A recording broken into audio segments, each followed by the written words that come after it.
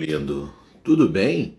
Estou entrando um pouquinho antes ao vivo aqui. O Tiago Ferreira já vai falar sobre Mindfulness na terapia de aceitação e compromisso nessa segunda aula. Entrei um pouquinho antes para poder fixar o comentário aqui. Então, nesses momentos iniciais, tenham paciência comigo porque eu estou escrevendo Mindfulness na terapia de aceitação e compromisso, abre parênteses, act. Então não estranhem, eu estou escrevendo, por isso que eu estou nesse modo meio petrificado aqui na tela de vocês, para eu escrever direitinho. Não. Vou tentar fixar o comentário. Pronto. Fixei o comentário. Da outra vez eu fixei e para mim é que sumiu, mas eu acho que ficou fixado para todo mundo, né? Boa noite, povo. Vamos esperar uns minutinhos aí. Deixa eu ver se eu escrevi tudo direitinho. Boa noite, quem quiser dar um salve, quiser dar um oi, falar aí, sejam bem-vindos e bem-vindas. Essa é uma sequência de aulas, que eu estou gravando, que na verdade são bate-papos, são conversas, porque se você quiser ter aulas mesmo, depois você pode entrar em contato com os professores e pedir essas aulas e entrar em contato, comprar os materiais. Então a ideia é que era mais um bate-papo. Por quê? Porque tem muita confusão na psicologia, principalmente na psicologia, na saúde mental, sobre mindfulness. E a gente vai conversar um pouquinho sobre isso com um professor aí que vem se destacando nos últimos anos, dando aulas maravilhosas. Eu acompanho as aulas dele sempre que eu posso no YouTube ou depois das gravações, de terapia de aceitação e compromisso. Então vamos tentar esquadrinhar. Se você não viu, tem uma primeira aula que eu fiz introduzindo o assunto, tá lá no meu feed. Eu tentei botar em séries ali também no Instagram, acho que deu certo, vamos ver se está dando certo isso. E hoje eu vou falar com o Tiago, depois eu vou falar com a Alessandra Vilas Boas, da FAP, depois com o Ramiro e por último com o Jean Leonardi. A gente vai esquadrinhar essa ideia de mindfulness, ciência e psicoterapia. O Tiago já fez a solicitação do convite, deixa eu ver. Certo. Aceitei o convite. Deixar que vence o convite? Não. Tiagão. E aí, companheiro, tudo bom? E aí, Xará? Tá joia? Tá me ouvindo bem? Tô ouvindo maravilhosamente bem. Você me vê, me ouve direitinho, tá tudo em paz? Só tem 1 milhão de mensagens em cima da sua cabeça, porque é alguma configuração que Oh, eu fiz aqui. Deixa eu ver. Eu acho que é só tocar na tela que vai. Pronto. peraí, Eu deixa eu tava achar tentando aqui. te olhar, mas as mensagens ficaram em cima assim do seu rosto. Mas não tem como mudar muito, não. Peraí. Ah, bom, Pronto. eu tô te vendo super bem e, enfim, tá tudo ok pra mim. Pessoal que tá ouvindo a gente vendo, tá ok também? Dá um salve aí, um saravá, para dizer que tá tudo bem, para a gente saber que vocês escutam a gente bem, estão vendo direitinho. Eu até botei no meu 4G aqui de neurose aqui, fiquei catastrofizando. Eu falei, pô, vai que vai dar alguma Arrasou. coisa. Sim, a minha esposa está atendendo no outro cômodo, sim. O pessoal está falando assim. A Marcela, acho que é a Marcela. Minha esposa está atendendo um outro cômodo, minha filha vendo Netflix. Falei, isso, está todo mundo usando o Wi-Fi. Caramba, aí pesa, hein? Deu uma catastrofizada, catastrofizei, falei, deixa eu atender essa catastrofização aqui. A minha habilidade de mindfulness falou assim, você está catastrofizando, Thiago. Veja se isso faz sentido ou não. Falei, até que faz, vou botar no 4G na dúvida, porque aí não É isso tem, aí. não tem problema nenhum. Seja bem-vindo, Thiago. Prazer, obrigado por você ter aceitado o convite. É uma coisa que eu tinha vontade de fazer, já tinha bastante tempo. Eu tenho feito essas conversas informalmente com colegas, né? Mas eu falei, puxa, eu vou tentar formalizar isso, deixar isso gravado para os alunos poderem ter acesso. Eu vi que é algo que você faz, você Uhum. deixa bastante material disponível. Eu tento fazer isso também. Eu falei, pô, vou chamar o Thiago. Então, queria te agradecer primeiro de você estar aqui, agradecer seus alunos e alunas também que vão te acompanhar aqui hoje. E eu queria que você começasse assim, se possível, se apresentando assim, porque vai ter gente do meu público que consome meu material de mindfulness, meus grupos de mindfulness, e que não conhece mindfulness dentro do universo das terapias, só conhece mindfulness dentro desses grupos de 8 semanas. Uhum. Então, talvez você se apresentar um pouquinho e o seu trabalho. Acho que nesse primeiro momento acho que seria importante. Tiago, primeiro, obrigado por me receber, cara. Assim, eu concordo contigo, essa coisa da gente deixar disponível e bastante material disponível é uma coisa bem bacana. Acho que é parte do compromisso da gente também de difundir conhecimento de qualidade na rede, né? A rede tem muita coisa difícil, tem muita coisa ruim, mas também tem muita coisa boa, né?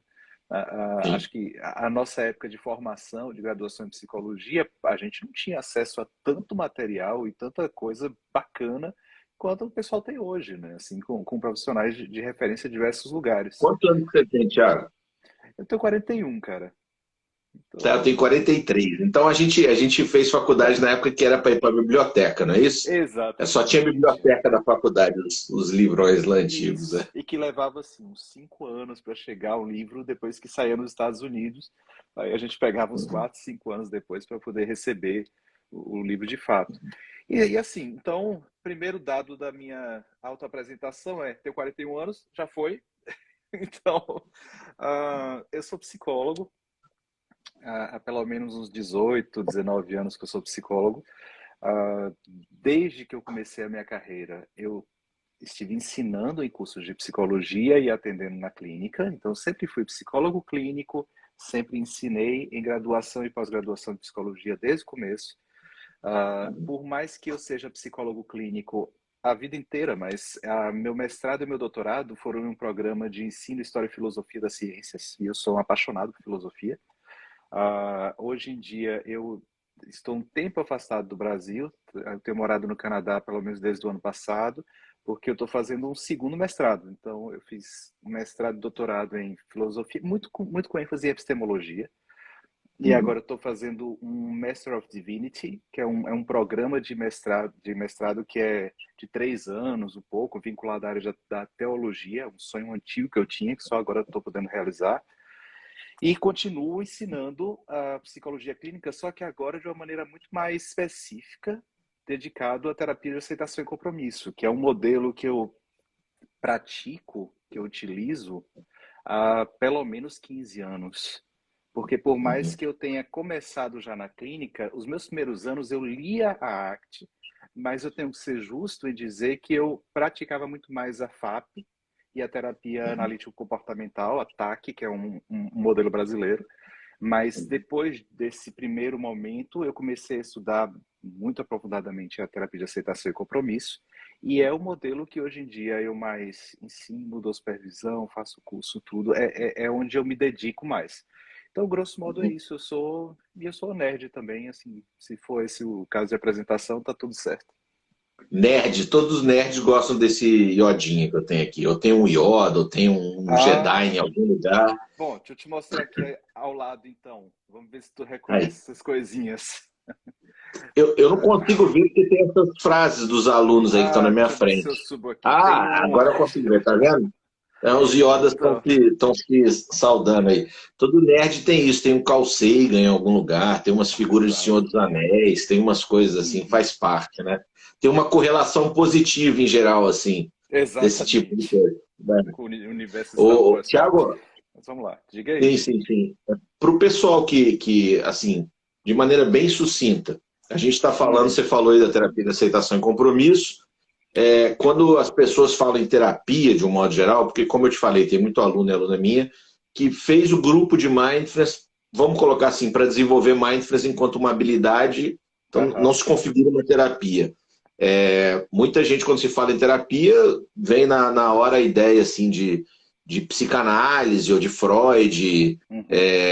enfim, daquela coisa da terapia freudiana, mas a terapia de aceitação e compromisso é uma terapia que tem raízes na psicologia, vamos dizer assim, de grosso modo, na psicologia comportamental, é isso? Então, a terapia de aceitação e compromisso, ou ACT, como a gente chama no Brasil, né? por causa da sigla, que mantiveram a sigla em inglês mesmo, ACT, mas se pronuncia como uma palavra, ACT, até para dar Uhum. esse sentido de ação, né? Então, esse se manteve o nome. É um modelo de psicoterapia, um modelo clínico, que é calcado, sim, nas ciências comportamentais contextuais. Essa é a base científica e a base filosófica também da terapia de aceitação e compromisso, e que é um modelo completo. O que é que isso quer dizer? Não é simplesmente um programa, não é simplesmente um protocolo, assim, um conjunto de formas de intervir, mas ele tem uma noção de saúde mental e de psicopatologia, ele tem objetivos próprios, ele tem... A gente já está entrando na quarta década da terapia de aceitação e compromisso. Então, Sim. são muitos anos de acúmulo de evidências acerca daquilo que tem sido produzido na área, sobre qual o impacto que a ACT tem na saúde de uma forma muito mais geral. Quando eu falo que não é Uhum. simplesmente um programa, um protocolo, o que eu quero dizer é que acaba sendo um modo de compreender fenômenos que aparecem na clínica. Só que os mesmos Uhum. fenômenos que aparecem na clínica também aparecem na vida comum, senão não faria sentido. Sim. Então, a ACT Sim. é um modelo psicoterápico nesse sentido mais amplo do termo, que tem um objetivo fundamental. O objetivo Uhum. fundamental da terapia de aceitação e compromisso é ajudar as pessoas a terem uma vida significativa através de um processo chamado de flexibilidade psicológica. Se a gente Uhum. pudesse resumir assim, o que é a ACT? É um modelo psicoterápico que, através da flexibilidade psicológica, tenta ajudar pessoas a viverem vidas significativas. Sim, Resumão sim. é isso. Sim. E existe essa preocupação, sempre existiu. Eu estou tentando construir tijolinhos. Para algumas Uhum, pessoas vai ficar redundante, eu peço a paciência delas aí, mas tijolinhos também para entender que a terapia de aceitação e compromisso, desde o início, ela teve uma preocupação em tentar, de alguma forma, estar alinhada com pesquisa empírica, vamos dizer assim. Por que eu estou perguntando isso? Porque de novo, quando eu falei que as pessoas, quando pensam em terapia, imaginam Freud no uhum, divã, lá falando do menino que tem medo do cavalo, mas o medo do uhum, cavalo era o medo do pai, né, o inconsciente para inconsciente, de que sempre foi muito difícil de fazer uma ciência empírica com uhum, alguns modelos em psicologia clínica, como com a psicanálise. Aí tem essas polêmicas que o pessoal faz hoje em dia, briga lá a menina com o Dunker, com não sei quem, que eles uhum, brigam e tal. E com outros modelos, onde inclusive já trazendo o mindfulness para a conversa, onde o mindfulness aparece, como por exemplo na Gestalt terapia. Então, eu uhum, tenho alguns colegas que trabalham com mindfulness dentro da visão da Gestalt terapia, com algumas versões da Gestalt terapia, mas, de novo, eles não conseguem construir um corpo de pesquisa, um uhum. corpo de evidência, nem que seja pesquisa qualitativa, ou mesmo dentro do método fenomenológico, é muito difícil de você ter uma massa de pesquisa assim que dê segurança. E o Uhum. que eu sinto quando eu vou olhar para mindfulness na psicoterapia é que mindfulness conseguiu amadurecer dentro dos modelos de psicoterapia cientificamente, Uhum. tá? Dentro dessas terapias comportamentais contextuais, desde o início ter uma preocupação sólida com uma construção de evidência em amplo sentido, né? Tanto Aham. de pesquisas mais qualitativas quanto quantitativas, tentativas de fazer ensaios clínicos. É sempre difícil fazer pesquisa em psicologia, a gente sabe disso, Uhum. que é um tipo de pesquisa difícil. Mas a gente não vê, a gente vê ainda mais complicado em outras epistemologias, como na Uhum. psicanálise, na Gestalt, que eu respeito, mas eu estou tentando trazer o mindfulness dentro das terapias que conseguiram criar um corpo de Aham. pesquisa há mais tempo. Por isso eu te chamei o pessoal da FAP, da DBT, porque eu vejo como um modelo promissor em relação à ciência. Eu estou Uhum. colocando isso só porque tem gente que é da psicanálise, da Gestalt, que está entrando aqui, para entender de onde que a gente está falando. Então, a terapia de aceitação e compromisso advoga uma epistemologia bem diferente da Gestalt e da psicanálise. Estou correto? Completamente. Assim, quando nasce a terapia de aceitação e compromisso, ela nasce de um encontro muito interessante. Assim. Um dos principais tematizadores da arte é um sujeito chamado Stephen Hayes. O Stephen Hayes é, com certeza, um dos psicólogos mais influentes do mundo hoje. Assim, é um cara que ele tem de publicação em pesquisa mais de 500 artigos publicados, mais de 600 artigos publicados. Ele tem um volume de livros publicados e de artigos e de pesquisa de projetos de pesquisa absurdo. Seguramente, assim, na década de 90, eu me lembro que ele fez uma entrevista com a Veja, e a Veja colocou ele como um dos psicólogos mais influentes já naquela época. Hoje, então, nem se fala. E o Stephen Hayes sempre foi dentro dessa área das terapias comportamentais, então ele sempre teve essa tradição de pesquisa forte. Mas aconteceu uma coisa interessante com ele. Ele começou a desenvolver alguma coisa que a gente chamaria de transtorno de pânico. E ele começou a ter dificuldade com as próprias estratégias que ele vinha pesquisando de lidar com a subjetividade dele.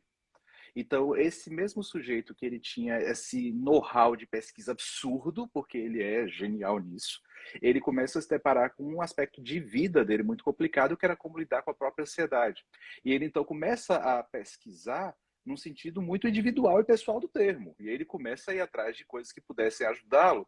E, estranhamente ou não, porque hoje a gente diria que não é nada estranho, mas a época era, estranhamente, à época, ele começa a buscar respostas dentro de práticas de meditação.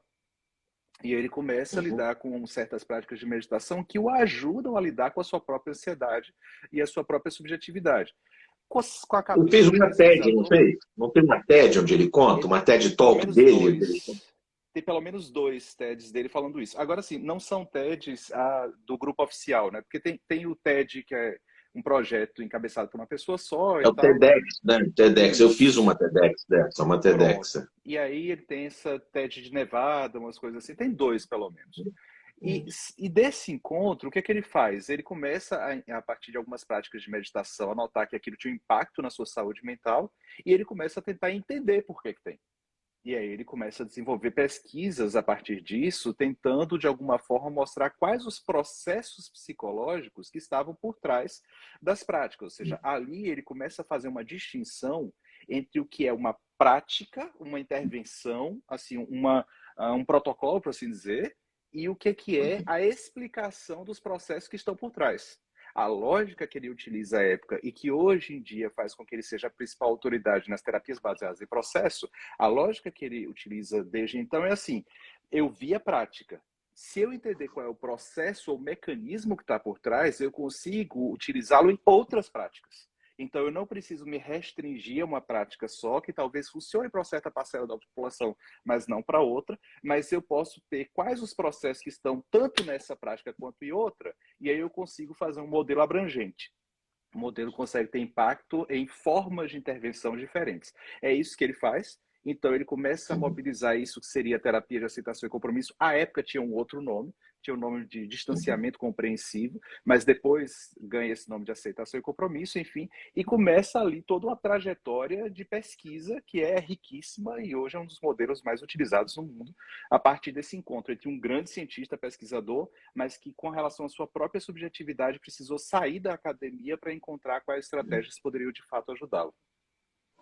E é curioso, né? Porque parece também um pouco a questão da história da Marsha Linehan, do momento em que o pesquisador ou o cientista ou essa pessoa respeitável, que é o psicólogo, a psicóloga clínica, se vulnerabilizam, né? Tem alguma coisa curiosa aí nas psicologias comportamentais contextuais, onde parece que a presença, essa força de vulnerabilidade desses fundadores e fundadoras sempre se apresenta, porque na história da Marsha Linehan também tem uma coisa da terapia comportamental dialética e do Stephen Hayes também. E uma coisa curiosa de te contar, eu sempre acho que é meio delírio isso, mas não é. Teve um evento, se eu não me engano, foi em Salvador.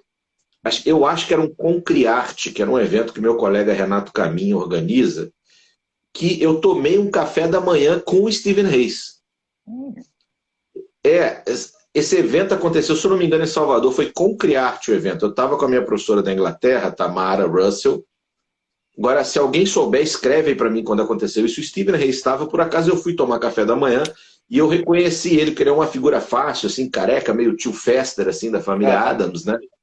E eu reconheci, eu sou muito cara de pau, assim, eu sou totalmente cara de pau. E ele estava se servindo e eu vi que ele ia sentar sozinho, eu perguntei se eu poderia sentar com ele. A gente ficou conversando amenidades, mas a gente conversou por uns 30 minutos, uma meia hora ali, depois eu me levantei, estava com alguns colegas, mas eu lembro que foi uma coisa extremamente agradável, assim. Eu falei, pô, aquele ali é o professor Stephen Hayes, vou ter minha cara de pau, vou ativar meu modo Aham, subúrbio do Rio de Janeiro e vou invadi-lo, assim, totalmente, porque ele é casado com certíssimo. uma brasileira. Ele é casado com uma Exatamente. brasileira. Eu falei, então ele está Do Rio Grande do acostumado com os Sul. brasileiros. É, ele está acostumado. E aí eu sou casado com uma gaúcha, então eu falei, puxa, já temos aí o ponto de conversa. E foi uma conversa que não teve nada a ver com psicologia, mas foi super agradável. E você acha que a terapia de aceitação e compromisso agora ela tá dentro das faculdades? A última vez que eu tive na graduação foi quando eu fiz o meu doutorado, há 5 anos atrás, e eu dei aula 2 anos na graduação em psicologia da URGS, da Universidade Aham. Federal do Rio Grande do Sul, né? Mas a gurizada lá não ouvia falar sobre terapia de aceitação e compromisso, né?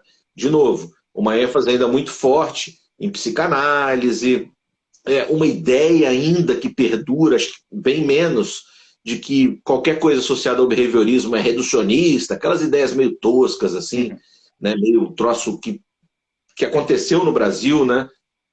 Mas eu vi isso perdurar ainda e muita ênfase em psicologia social. Você vê que hoje as graduações, a gurizada está conseguindo, dentro das universidades, aprender sobre ACT? É Raramente. falado Muito raramente. raramente. Por que que isso é raramente? Assim, os currículos que envolvem psicoterapia nas faculdades, nas universidades, dependem muito dos professores. Porque, Uhum. por exemplo, eu ensinei na UFBA, na Universidade Federal da Bahia, como professor concursado lá, não sou mais professor concursado lá, eu pedi exoneração do meu cargo em janeiro, mas eu passei 6 anos ensinando lá. E lá os alunos ouviam falar de ACT por um motivo óbvio, porque eu estava lá. Mas a gente não tem isso em currículo. No currículo, o que está escrito é psicoterapia 1, psicoterapia 2. No máximo, você vai ver isso em estágio, só que os estágios são a revelia de quem está lá para orientar estágio. Então, você, em geral, nos currículos de psicologia, ainda se mantém o fato de que você tem a psicoterapia que fala de base psicanalítica ou analítica em geral, as psicoterapias comportamentais e cognitivas, e um terceiro grupo que é mais ou menos assim, tudo o que não falamos até agora. Eu me lembro que O minha pessoal está graduação escrevendo tinha aqui isso, né? até. Um monte de gente escrevendo, não tive, não tive, mal Olha, fala, ouviu falar e às vezes chega para mim uns gatos perdidos assim que eu nunca vi assim. Oi, Thiago, tudo bom? O meu professor aqui no Espírito Santo falou o seu nome, vim falar contigo. Deve aham. acontecer com você também. Não, mas Meu acontece. professor aqui em Manaus falou, Thiago, que cada pessoa fala meu sobrenome de um jeito, né? E tem uns que gravam áudio, falou para eu falar com o Thiago Tatum, Thiago Taton, Thiago Tatiston, Thiago Teiton, cada um fala de um jeito.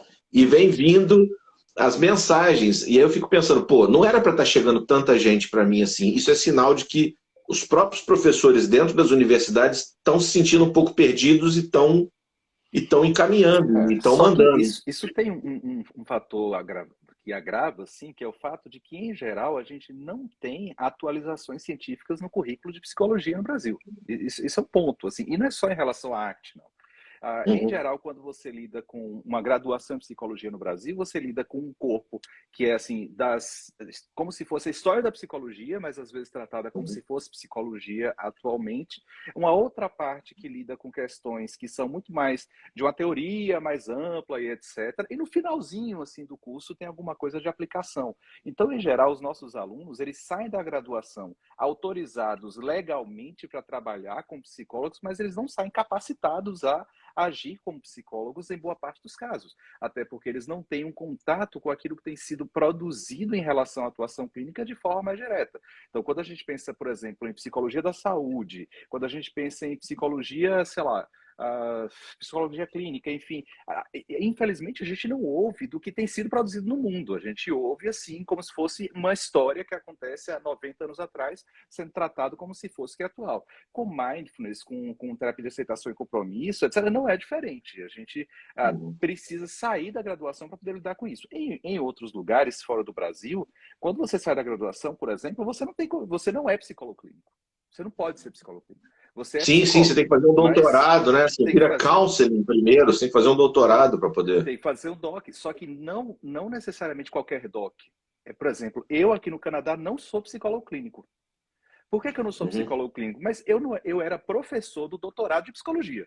Entenda. Sim, No Brasil era sim. professor doutorado de psicologia, mas aqui eu nem psicólogo clínico sou, porque É. para ser psicólogo clínico você tem que fazer um tipo de doutorado que lembra muito mais o que no Brasil a gente chamaria de mestrado profissionalizante.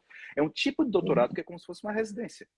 Então, assim, há É. um cuidado de saber que a graduação não daria conta de preparar dessa forma. Eu não estou querendo dizer que isso é a melhor solução no Brasil, mas eu quero dizer que quando a gente fala sobre esses modelos que são avanços da psicologia, em geral, a gente não pode contar com a base da graduação para poder dar conta disso. A gente precisa buscar fora. E são quase 5 anos, né? Em alguns lugares são 5 anos São e 5 anos. é um pouco mal utilizados. Enfim, acredito ni. O Thomas Kuhn falava que os paradigmas mudam a partir que os velhos morrem. Então, os velhos vão morrendo, o paradigma vai mudando. A molecada que está entrando agora, dando força nas práticas baseadas em evidências. O que, quando eu converso com colegas no exterior, eles acham bizarros, principalmente na Inglaterra. Eu falo, está tendo um movimento aqui no Brasil de prática baseada em evidência. Eles ficam perdidos, assim. Ele fica assim, como assim está tendo agora um movimento de prática baseada em Exato, evidência? exatamente. Eu falo, é agora, não, mas eles não entendem bem. E então eu fico feliz que isso tudo esteja acontecendo. Tiagão, eu vou entrar direto aqui então na questão do mindfulness, né? Mas foi Vamos nessa. importante a gente fazer essa conversa. Eu acho que tem muito estudante de psicologia aqui com a gente e esse movimento da prática baseada em evidência, ele está crescendo, ele é importante, tem que deixar pegar fogo mesmo. Eu gosto quando a molecada treta, briga com os outros, fala mal de professor, eu adoro. Tem que fazer isso mesmo, tem que deixar a molecada pegar fogo. Eu faço parte de um grupo que é cheio de estudantes, mandar um abraço pro pessoal do grupo, eles conversam sobre tudo lá, brigam, falam mal de professor, só não pode falar mal de mim, que eu tô lá, hein? E eu acho que é essa energia que vai mandar a psicologia brasileira adiante. Mas eu vou entrar na questão do mindfulness. O mindfulness está presente na terapia de aceitação e compromisso. Popularmente, quando se fala em mindfulness, o que vem na cabeça das pessoas é alguém meditando e alguém que está assim. Às vezes alguém fala comigo assim, eu falo, puta, eu tô puto da vida. Alguém fala, mas você tem que fazer um mindfulness, Thiago. Tem que fazer um mindfulness aí para relaxar. Mas como assim você está nervoso? Então tem uma ideia popular de que mindfulness é uma coisa como se fosse um sábio da montanha que está ali, tranquilo, e muito associado à questão da meditação, o que faz sentido para pensar nos programas de mindfulness lá do John Kabat-Zinn, aqueles primeiros programas de 8 semanas lá, redução de estresse baseada em mindfulness. Mas eu li muita coisa na ACT, alguns artigos até do Stephen Hayes, tem um com o Kelly Wilson que chama Mindfulness Method and Process, de 2003, que eu gosto muito, e um outro que o do Hayes, que ele fala operacionalizando o mindfulness sem... Ele brinca com o budismo, que eu acho, unnecessary attachments, que é apego, né, que é uma palavra que no budismo, sem apegos necessários. E um livro do Kelly Wilson, que chama Mindfulness for Two, que eu gosto muito, que ele encaixa a prática de mindfulness, e lá pelo 3º capítulo ele explica sobre noções básicas de behaviorismo, né, no Mindfulness for Two ali, o Kelly Wilson. Então, assim, eu fico pensando, quando a gente fala em mindfulness na ACT, a gente está falando necessariamente num psicólogo, numa psicóloga botando o paciente para meditar? É isso? Desvenda isso para mim. Vamos nessa, ou não? Então. Quando você está num modelo como o da ACT, não importa se o sujeito chega com uma queixa que você chamaria de uma fobia de aranha, uma fobia específica, tal, ou se ele chega com conflitos relacionais, toda a ideia é que você deve olhar para esse sujeito na sua integralidade a partir de 6 dimensões psicológicas. E são 6 dimensões psicológicas fundamentais que todo psicólogo deveria conhecer, que é a atenção, afetos, cognição, self, motivação e comportamento. Seis dimensões psicológicas. Em cada uma dessas dimensões psicológicas, a terapia de aceitação e compromisso pretende investigar processos de mudança clínica, ou seja, aqueles processos que, uma vez que são mobilizados, auxiliam nas questões relacionadas ao bem viver, à saúde mental e por aí vai. O conjunto dos 6 processos, que são esses 6 processos de saúde, nessas 6 dimensões psicológicas, é o que a gente chama de flexibilidade psicológica. Então, vamos lá, deixando o mais claro possível. Flexibilidade psicológica é o nome que a gente dá para a interação entre 6 processos, e cada um desses processos acontece na minha relação com os meus afetos, na minha relação com os meus pensamentos, cognição, na minha relação com o meu eu, o self, na minha relação com a atenção, na minha relação com aquilo que me motiva a agir e na minha relação com a minha ação pública manifesta. Isso é flexibilidade psicológica. Dentro desse corpo, há uma certa separação, não separação, mas uma certa distinção, porque não são separados, eles são distintos, é diferente. Uma certa distinção entre processos que são processos mindfulness e processos de compromisso. Daí o nome do modelo, que é terapia de duas coisas, aceitação e compromisso. Na verdade, a aceitação aí está como um guarda-chuva grande para a noção de abertura, que em termos mais técnicos chamaria-se de mindfulness. E por outro lado, a gente falaria dessas duas outras dimensões de motivação e comportamento. Então, se alguém pergunta para a terapia de aceitação e compromisso, o que é mindfulness? Mindfulness é o nome que se dá para um conjunto de 4 processos psicológicos.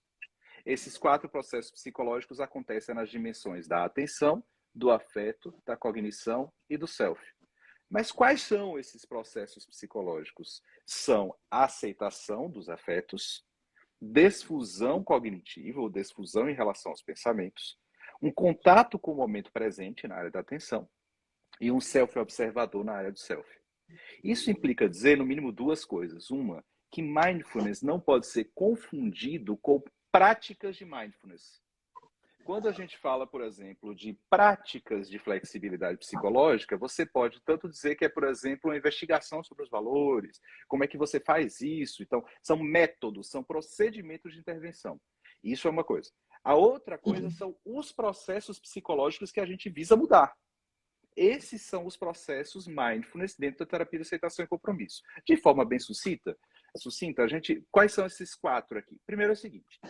Há uma perspectiva que, em relação aos afetos, a gente é ensinado o tempo todo a julgar que alguns são desejáveis, outros são indesejáveis, e que a gente deve mandar alguns embora e a gente deve manter outros. Então, por exemplo, desde que a gente é criança, a gente é ensinado que sentir medo é uma condição, ou alguns de nós são ensinados que sentir medo é uma condição de fracasso. Sentir medo é uma coisa que você deveria abolir da sua vida. Ansiedade, então, nem se fala.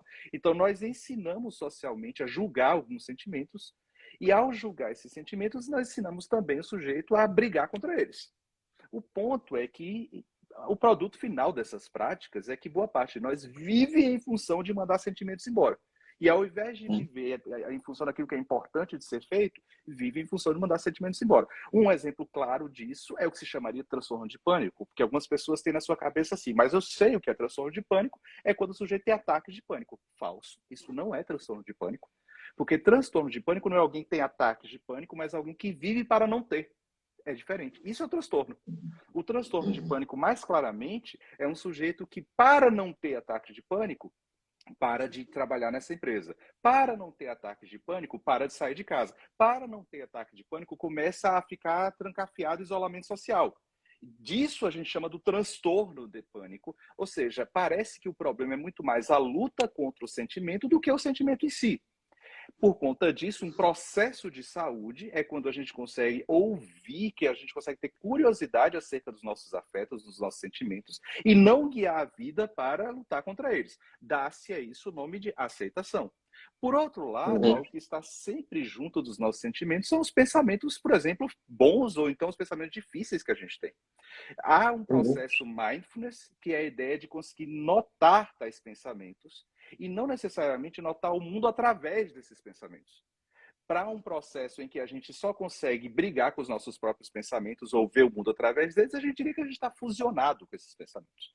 O processo, então, de saúde seria um processo de desfusão cognitiva, ou seja, a capacidade que eu tenho de notar os meus pensamentos e, inclusive, estar com eles durante algumas atividades que são importantes para mim.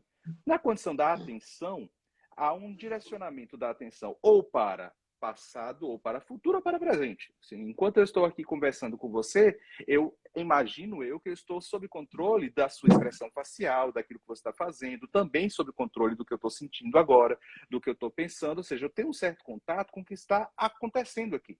Mas em determinados momentos da minha vida, eu estou dirigindo, por exemplo, e pensando o que eu vou fazer amanhã.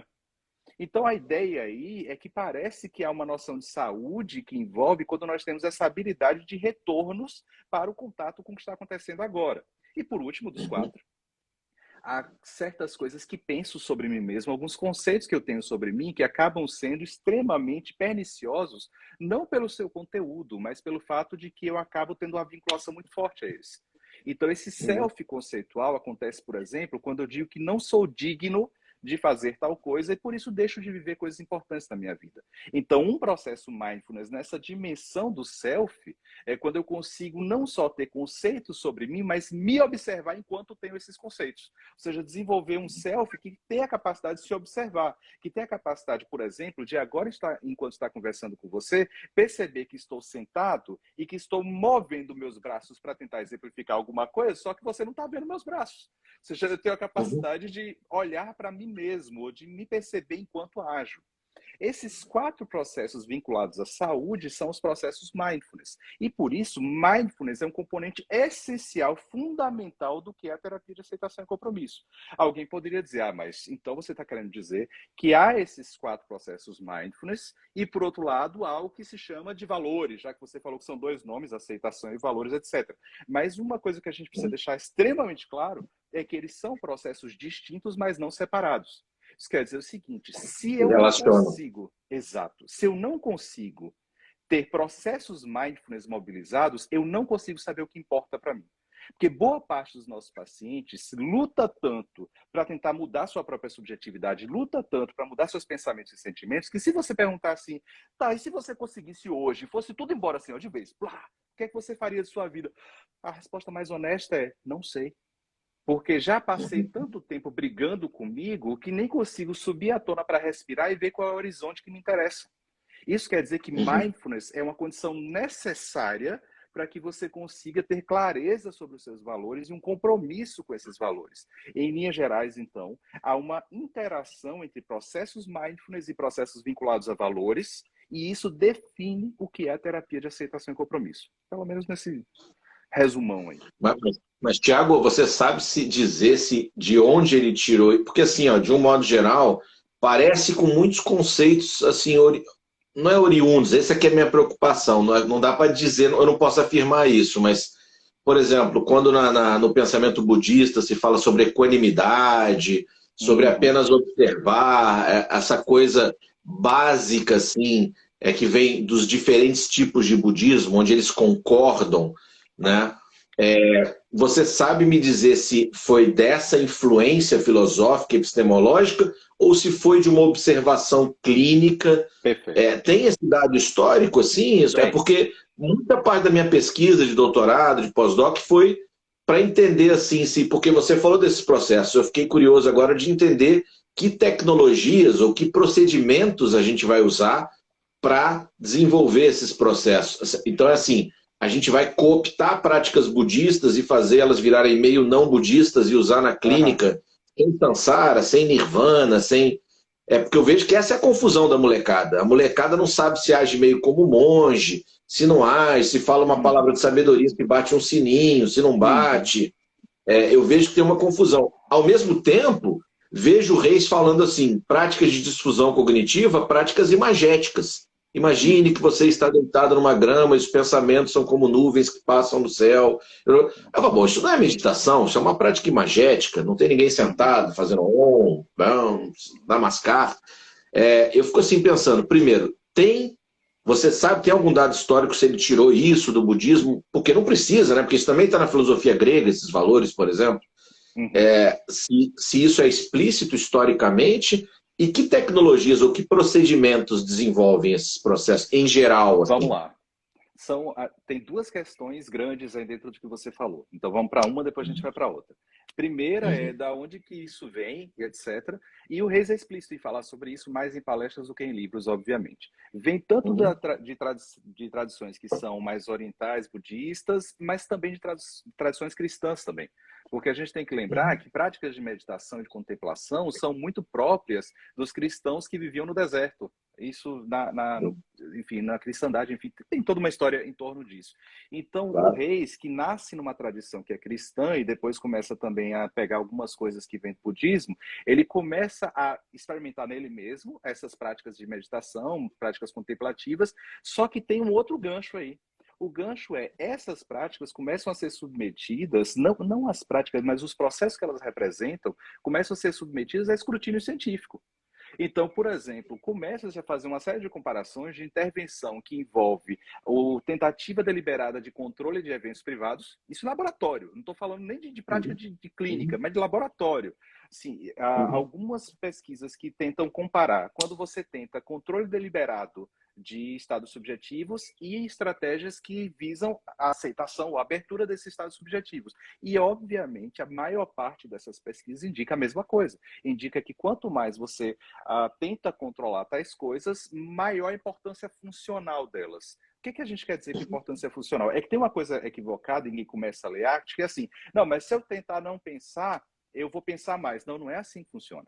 Você pode tentar não pensar e pensar menos. Basta você usar drogas, por exemplo. Basta você começar a, sei lá, se você encher a cara todo, o final de semana todo, é capaz que você não pense naquilo que é difícil o final de semana todo. A questão é que, para sustentar isso, a sua vida vira em torno daquele pensamento que você tentou mandar embora. Claro. Ou seja, ele não está presente, mas ele está comandando. Ele é a eminência parda. Ele é que está ali por trás de tudo. Isso a gente chama de importância funcional. Quer dizer o seguinte, as tentativas de controle subjetivo deliberado, elas são contraproducentes, isso a gente tem pesquisa básica que mostra.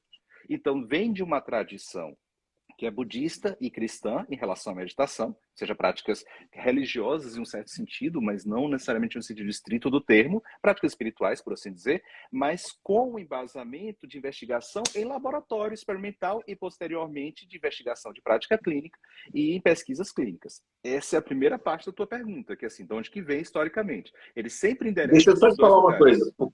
Diz. Porque na FAP, quando eu li isso na FAP, ficou muito claro para mim. Quando eu vi na FAP, eles descrevendo quase que meditação em termos de contingência, estímulo, eventos privados, você vê assim que eles conseguem enxergar do ponto de vista comportamental da maneira mais clara possível, pelo menos nas minhas leituras prévias. Na ACT, a única coisa que ficou confusa foi que parece que esses processos de mindfulness tinha uma superposição com algumas outras coisas. Até a Marcela fez uma pergunta aqui de como diferenciar, mas eu não vou entrar nisso agora. E na DBT ficou mais confuso ainda para mim, porque aí o pessoal vai para retiro zen, porque a Marcia Linehan ela é monja, ao mesmo tempo que não é monja, é cientista comportamental. E eu fico pensando, meu Deus, que mensagem que passa na cabeça dos estudantes e dos profissionais. Então, Cara, eu entendi boa. a primeira parte. Eu entendi a primeira parte. Existe esse mix de saberes, mas, ao mesmo tempo, existe uma operacionalização quase laboratorial do que está contido ali, que esvazia, de certa forma, esvazia esse hype meio espiritual. Esvazia no bom sentido, eu digo. Sim. Operacionaliza do ponto de vista da psicologia. Eu entendi bem Perfeito. isso. E você notou uma coisa importante aí. Quando você abre um livro da Psicoterapia Analítica Funcional, o FAP, isso está no mesmo livro. Mas, quando você vai para os livros da ACT, em geral está separado em livros diferentes. Deixa eu te dar um exemplo. O primeiro livro da ACT é de 1999.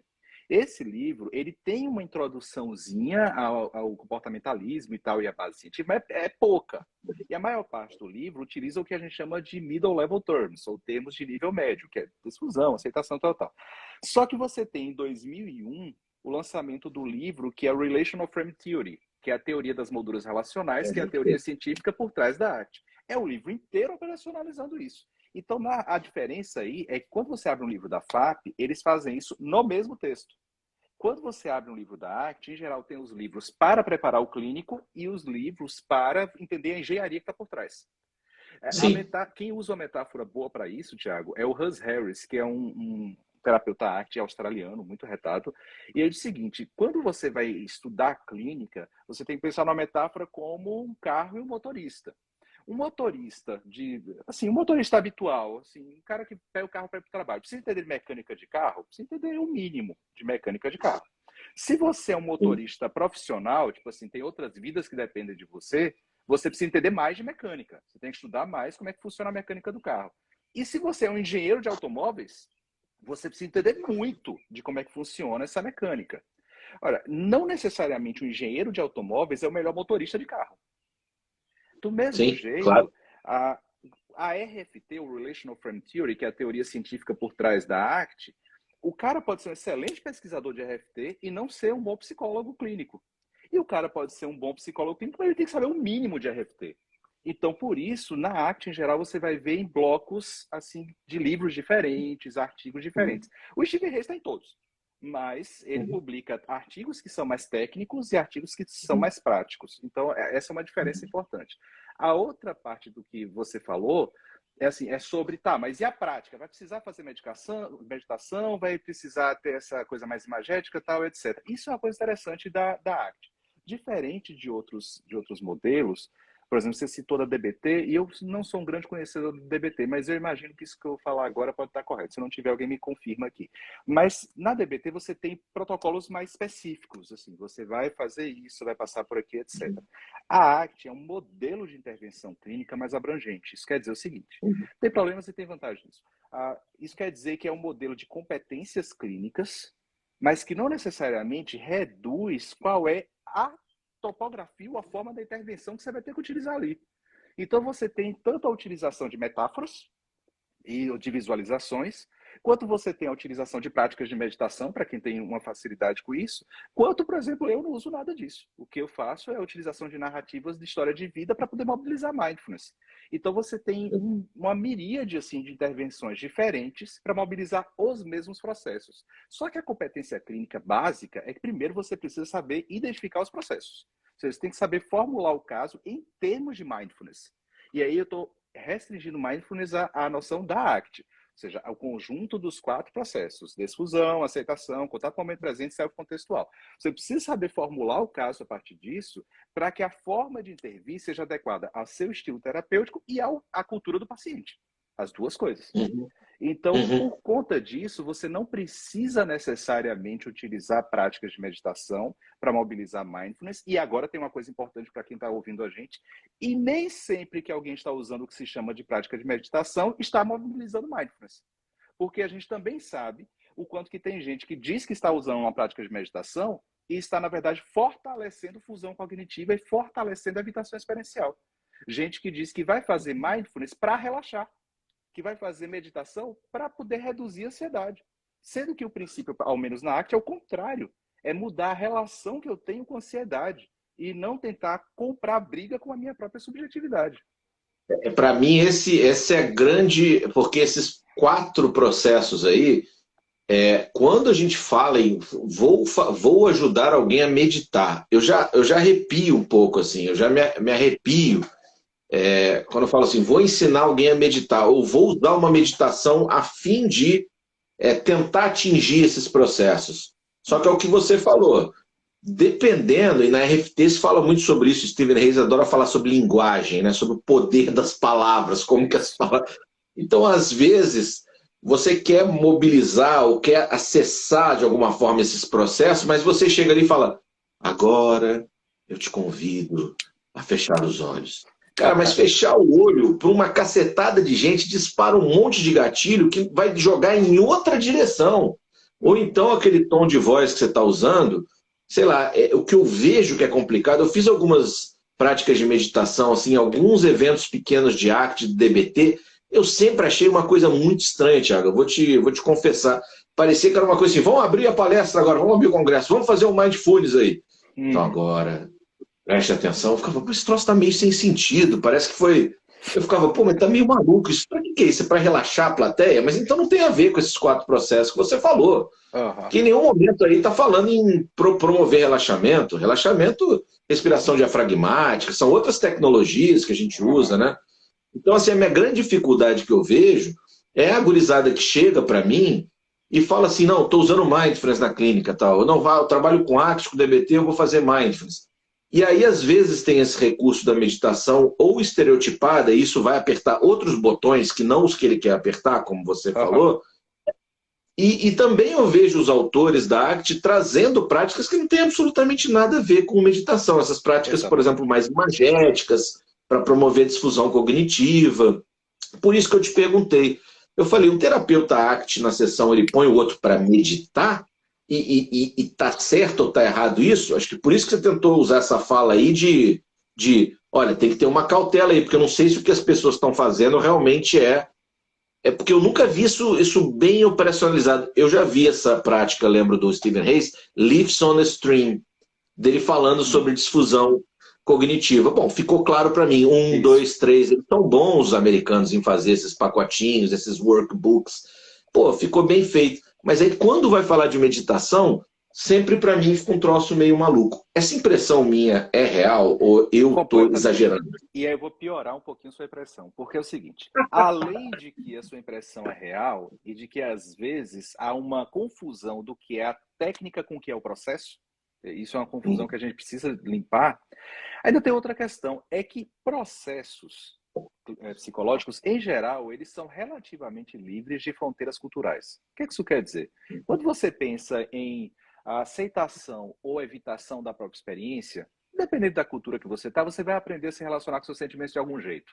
Ou você vai dar abertura para eles, ou você vai brigar com eles, dependendo da cultura. Então, isso é relativamente livre de barreiras culturais. Técnica, não. Procedimento, não. Então, se eles falam de um procedimento que é uma metáfora, todo mundo conhece a metáfora do Stephen Hayes, que é da areia movediça. De quanto mais você tenta sair, mais ela afunda. Você vai falar de areia movediça aqui no Brasil mesmo, bicho? Você vai real. Assim, eu sou de Juazeiro, da Bahia, eu sei o que é areia movediça, porque o Rio São Francisco tem. Mas a maioria das pessoas, isso não vai fazer o menor sentido. E assim. Só desenho do Pica-Pau, tinha desenho do Pica-Pau. Tirando os cartoons, a gente não vai fazer sentido. Ou seja, a técnica, ela precisa ser contextualizada. Agora, deixa eu te dar um exemplo. A paciente, ela não tem uma facilidade de notar seus próprios sentimentos. Ela não tem uma facilidade de dizer aquilo que ela sente de fato. E ela tenta explicar de alguma forma, mas ela sequer consegue olhar para ver se percebeu bastante. Até que ela lê um livro de um sujeito que o nome dele é Ian McEwan, que é um cara que escreve ficção. E o nome do livro é A Balada de Adam Henry, em português. Em inglês ele fica Children Act. E em um determinado momento, a personagem principal, que é uma juíza, assim, o marido dela chega para ela e diz assim, ó, eu não quero me separar de você, mas eu quero que a gente tenha uma relação aberta. Eles estão com 60 e poucos anos. E aí ela começa a discutir com ele, etc. E chega um dado momento que ela fala assim para ela, e aí eu percebi, essa é a personagem do livro, e aí eu percebi o verdadeiro insulto dele em sua inteireza. Ele estava disposto a pagar pelos prazeres dele com o meu sofrimento. E quando a paciente lê esse negócio, ela diz, entendi, é isso aqui que eu sinto. E agora ela consegue perceber as sensações que ela tem de uma maneira diferente, ela consegue perceber o corpo dela reagindo de uma forma diferente. Porque a raiva que ela agora consegue dar nome, que é raiva, é porque o outro está querendo pagar para ter prazeres com o sofrimento dela. Tá. Isso é mindfulness? É um processo mindfulness, porque ela consegue agora ter uma aceitação maior dos seus próprios sentimentos. Veio através de uma prática de meditação? Não, veio através da leitura de um romance. Então, isso quer dizer o seguinte, formas diferentes que a gente pode ter, que sejam adaptadas à cultura dos nossos pacientes, podem mobilizar mindfulness, assim como uma prática de meditação pode, em um certo contexto, mobilizar mindfulness, e em outro contexto pode produzir o contrário de mindfulness, que na arte a gente chamaria de inflexibilidade psicológica. Então realmente é isso que eu venho assim percebendo e até percebendo quando os pacientes me procuram na clínica. Eu não sei se acontece contigo, mas vem assim, não, você é o cara do Mindfulness, então você vai me ensinar a relaxar, Thiago, você vai me ensinar. Sabe o que é legal, Thiago? Nós dois chamamos Thiago, alguém escreveu aí, Thiago, você é genial, adoro escutar você. É bom porque vale para nós dois ao mesmo tempo. Eu acho que é genial. A pessoa escreveu, Thiago, você é genial. Nós dois agradecemos ao mesmo tempo para quem escreveu isso, tá? Mas olha só, a pessoa vem me procurar e ela vem realmente com essas ideias e não é culpa dela. Ela vem com a ideia de que eu vou ajudar ela a relaxar, de que eu vou ajudar ela a esvaziar a mente, de que eu vou ajudar a ela a estar no poder do agora. É natural, porque é assim que é construída essa ideia socialmente, culturalmente, nos livros, nos programas de TV. E aí, na verdade, quando eu vou falar sobre o que é mesmo mindfulness, a pessoa fala, puta, você vai me colocar em contato com a minha dor crônica, vai me colocar em contato com a minha ansiedade. Mas eu vim aqui para você tirar a minha ansiedade de mim. E até você explicar a questão da evitação experiencial, do looping, tudo, leva um tempo. Só que eu já vi muita gente, ao longo desses anos, desde que eu voltei da Inglaterra, principalmente, vai fazer quase 10 anos, ensinando o mindfulness como um procedimento, uma estratégia, uma habilidade, de uma maneira esquisita. E isso me perturbou muito. E aí eu fui fazendo o doutorado e o pós-doc para tentar falar, olha, meus, se você não quer errar, não fala para o paciente que você vai ensinar ele a meditar. Então faz outra coisa. Fala que você vai ensinar ele imagine que você está numa tela de cinema, sentado, sozinho, e os seus pensamentos surgem como imagens na tela, que vão e vêm. Usa uma metáfora que faz sentido para a pessoa, porque todo mundo vai no cinema e sabe o que é. Agora, se você fala meditação, quanto gatilho que tem. A Marcela escreveu aí também. Se eu pergunto para a pessoa como você está se sentindo agora, o que eu quero com isso, entende? Aonde que eu estou de fato? Será que eu ensinei essa pessoa, assim, o que eu estou perguntando quando eu falo o que você está sentindo agora? E aí me veio uma pergunta, assim, como é que você faz? Você atualmente atende na clínica? Ou você está só dando aula? Atendo. Não, atendo também na clínica. Tem uma maneira, tem uma tecnologia ou um procedimento que é um recurso que você usa mais, uma estratégia ou não, varia muito, para o desenvolvimento de mindfulness na terapia de aceitação e compromisso. Você enquanto clínico, tem uma estratégia, porque nós todos ficamos curiosos, você é uma referência, então é importante que você vai dizer para nós, assim, ou a variabilidade é muito heterogêneo, o leque de intervenções. Então, o leque de intervenções é heterogêneo, mas eu tenho tentado lutar para o seguinte, para a gente não fazer uma clínica Frankenstein. Porque um dos reveses, uma das coisas ruins desse movimento das práticas baseadas em evidências é o fato das pessoas imaginarem assim, então eu já sei o que eu tenho que fazer. Eu tenho que sair aprendendo todos os protocolos e todas as técnicas, porque é uma para cada coisa. E aí a clínica vira como se fosse uma caixinha de surpresa, que você vai tirando uma assim, e diz, vou tacar essa metáfora, vou tacar aquele exercício experiencial no outro, etc. Eu tenho tentado prezar por fazer conjuntos de intervenções sejam mais abrangentes e mais coerentes entre si. E, em geral, eu tenho utilizado a relação terapêutica e eu tenho utilizado narrativas que a gente chama de narrativas funcionais. O que é que isso quer dizer?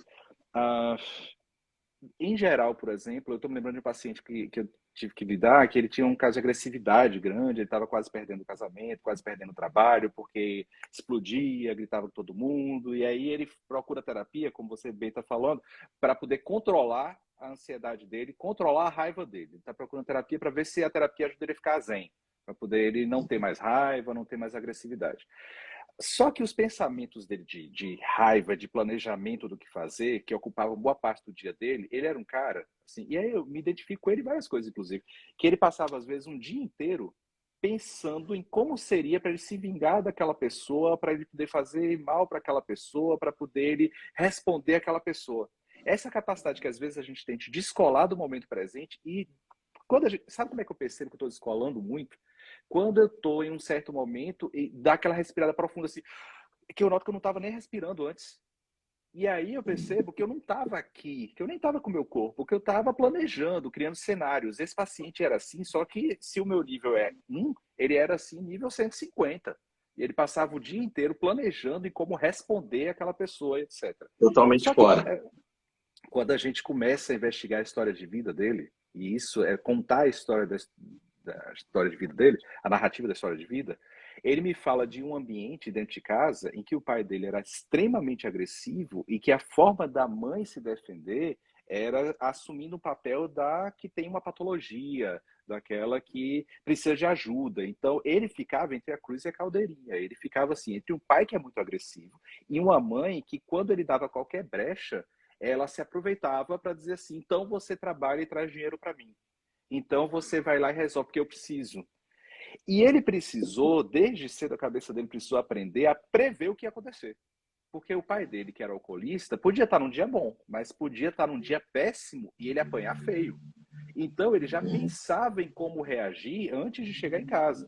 E se a mãe dele dizia assim, ô filho, eu te amo, a cabeça dele já previa assim, se ela está dizendo isso, deve ser porque ela vai me pedir tal coisa, é melhor já me preparar. Ou seja, a mente dele aprendeu a fazer esses pensamentos de previsão e de cenário futuro desde que ele era guri. E a gente começou a contar a história, não a história dele, Tiago, eu acho que isso é importante, a história do pensamento dele.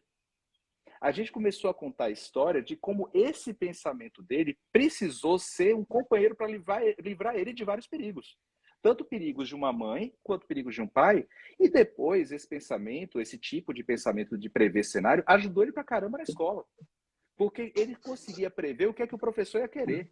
Tipo assim, ele não se preocupava muito em estudar o assunto. Mas como é que você ajudou ele a perceber isso? Se você lembra, que estratégias que você foi usando dentro da narrativa? Teve alguma estratégia, alguma técnica mais ou não? Pronto. A primeira coisa é o que o Stephen Hay chama de desfusão contínua. Ou seja, na minha linguagem de terapeuta, eu conversava sobre ele, terceira pessoa, o pensamento. Então éramos eu e o paciente conversando sobre um terceiro que ajudou ele quando ele era guri. E esse terceiro era esse pensamento dele de previsão do futuro. Então as minhas perguntas eram assim: quando foi que sua cabeça precisou aprender a te defender assim? Qual a primeira vez que você lembra? E quando a minha linguagem é assim, a sua cabeça, a sua mente, qual é a intenção aqui? É terceirizar, é colocar em terceira pessoa. Isso é uma intervenção de mindfulness e não tem nada a ver com meditação. Exato. Isso é uma construção de história. Isso é uma contação, é um storytelling. Assim, eu estou contando a história em que o personagem principal é essa estratégia da mente dele de livrar ele, esse pensamento. Eu estou coisificando o pensamento dele para que ele consiga ter um distanciamento maior.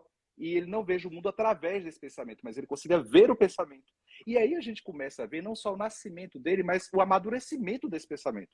E as perguntas são exatamente assim, que é: e quando é que esse pensamento ficou mais espalhado? Quando é que ele começou a te ajudar não só em casa, mas também na escola?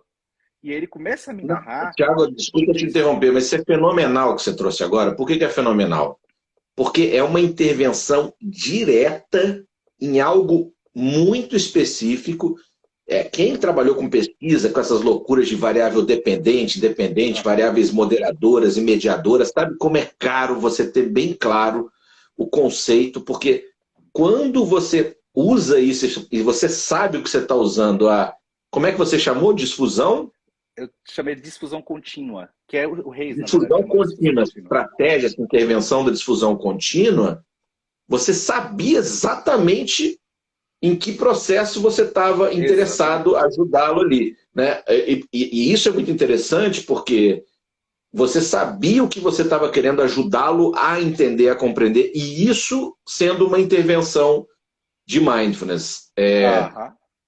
Porque, claro, de novo, quando você acha que você vai falar vamos meditar e você vai chegar nesse lugar onde você chegou, você não vai chegar. Aliás, a chance de você ir para outros lugares é muito maior. Não estou dizendo que ninguém pode usar meditação no consultório, não é isso. Eu estou falando dos riscos de como isso fica uma coisa tão aberta, tão guarda-chuva, que do ponto de vista clínico é lamacento, é arriscado. Desculpa ter te interrompido, porque eu achei genial esse exemplo e eu precisei pontuar ele, mas finaliza, porque a gente já vai estar finalizando. A ideia isso é uma intervenção mindfulness. Ou seja, isso é uma intervenção para mobilizar mindfulness. Em especial, eu estou na dimensão, porque eu falei que eram 6 dimensões psicológicas, eu estou na dimensão que é a cognição, tentando mobilizar um processo mindfulness chamado de desfusão cognitiva. Para isso, eu uso aquilo que o sujeito tem de mais significativo para ele. Porque tem alguma coisa na vida que seja mais significativa para a gente do que a nossa própria história, cara. Que é isso que a gente, assim, quando conversa com outras pessoas, automaticamente a gente cria vínculos. Quando você está com um estranho e você começa a contar de sua vida e o sujeito se interessa, um vínculo é quase que imediatamente formado. Porque a gente consegue lidar com aquilo que é mais significativo para a gente, partilhando com o outro. E aí, a partir disso, ele consegue, no momento presente, ver o pensamento acontecendo. Porque o pensamento agora é o personagem de uma história, só que a história é significativa para ele, porque faz parte da trajetória dele. Isso é meditação? Não. Isso é mindfulness? É. É possível mobilizar isso via meditação? É. Só que eu acho que a gente precisa ampliar essa noção para que o terapeuta tenha know-how para utilizar seu estilo terapêutico e suas competências e não tentar reduzir como se fosse a prática, que é o foco central da terapia. O foco central da terapia não é a técnica, é onde você quer chegar com ela, qual a transformação que você quer gerar. Sim, Tiago, eu fiquei pensando aqui, ao mesmo tempo em que promoveu difusão cognitiva, também não mobiliza esse processo de self em contexto, ao mesmo tempo? Eu fiquei pensando nessa superposição de variáveis aí. Exatamente. E se está tudo bem isso acontecer também, porque, enfim, você quer promover isso e promover também está ótimo. Na verdade, eu comecei te falando que a gente quer evitar estratégias Frankenstein, né? E é isso mesmo, Uhum, porque com as narrativas você consegue passear ao redor do Hexaflex. Hexaflex é o nome que dá para a representação sim, em diagrama da flexibilidade psicológica. Então, sim, a ideia é que as narrativas e a relação terapêutica são estratégias integradas que conseguem mobilizar os 6 processos de flexibilidade, de novo, sendo redundante, integralmente, ou seja, sem precisar fazer micro intervenções vindo de lugares diferentes, como uma caixinha de ferramenta, né? sim. Tiagão, eu queria te agradecer. Nós vamos chegando ao final, mas eu queria, antes de você de finalizar, eu vi que você está com um projeto novo aí, que eu acho que tem tempo que você já deve Sim, estar sim, desenvolvendo. Parece que é junto com a sua esposa. Eu aqui, exatamente. curiosamente, tenho ligações, eu e minha esposa acadêmica também. Minha esposa também é acadêmica. Eu boto uma banca de que eu sou importante, mas eu não tenho importância nenhuma. Ela fez pós-doutorado na Universidade de Oxford. Ela é Hum. super. Só que ela é tímida, ela não aparece muito. Eu sou cara de pau, então. Mas nós somos uma duplinha aqui que a gente já deu muitos cursos acadêmicos, demos curso na PUC, né? Demos cursos. A Letícia é fenomenal. Eu vi que você aparece também. A sua esposa já tem curso, já trabalha também, né? Mas eu queria que, Exatamente. antes de você desse tchau para a galera, despedisse, eu queria te agradecer demais. Eu poderia ficar conversando com você aqui Uhum. por um tempão. Se você estivesse aqui em casa, já tinha um vinho, uma cerveja, a gente bater papo, contar umas mentiras, falar palavrão. Eu adoro. Mas, enfim, a gente vai ter oportunidade um dia de estar Uhum. pessoalmente juntos. Eu queria que você falasse um pouco dos teus próximos passos, dos projetos Vamos lá. futuros, né? A gente chegou a quase 100 pessoas aí, tem uma galera, então, e depois mais um monte de gente vai assistir a gente. Uhum. Então, eu queria que você pudesse também falar um pouco dos seus projetos, para a gente ir Vamos nessa. finalizando. Eu tenho ministrado curso sobre ACT, a gente está na 5ª turma do curso, que é totalmente online, que é o ACT na prática clínica, e eu e a Gi é a minha esposa, a Gisele. A gente decidiu, a gente sempre trabalha junto, na verdade a gente monta as coisas junto, ela aparece muito mais em alguns outros cursos, no ACT na prática clínica eu apareço mais, mas assim, a gente decidiu que a gente iria montar uma formação em ACT a partir do método das narrativas funcionais, foi o que a gente decidiu. E a partir do dia 20, agora a gente vai lançar a primeira turma dessa formação, que vai ser muito mais robusta e muito mais dedicada a essa forma de mobilizar flexibilidade psicológica, que é a partir do método das narrativas, enfim. Então, a partir do dia 20, agora a gente está lançando a nossa primeira turma da formação, e o pessoal que fez as nossas 5 turmas do ACT na Prática Clínica estão convidados para conhecer, mas foi a última turma agora desse ACT na Prática. E, Tiago, eu queria super te agradecer por uma conversa muito leve, muito bacana, muito tranquila. A gente se conhecia, assim, de pessoas falando e alguma troca de texto, mas muito bacana conversar contigo e estou à disposição aí para o que precisar. Eu que agradeço você ter na hora topado ali, e eu vi que você fez um troço bem legal. Oi, o que foi? Minha esposa quer que eu fale do projeto dela, ela estava me dando bronca aqui. Opa, Então, fala. quem quiser conhecer um pouco mais sobre psicologia da personalidade, ou psicologia, tá fazendo barulho aí, ou psicologia ligada à saúde, espiritualidade, religiosidade, ela fez o pós-doutorado dela na Universidade Uau. de Oxford sobre isso. Pouca gente sabe lidar com esse tema cientificamente, academicamente, as pessoas fazem uma mistura, é um tabu na faculdade de psicologia.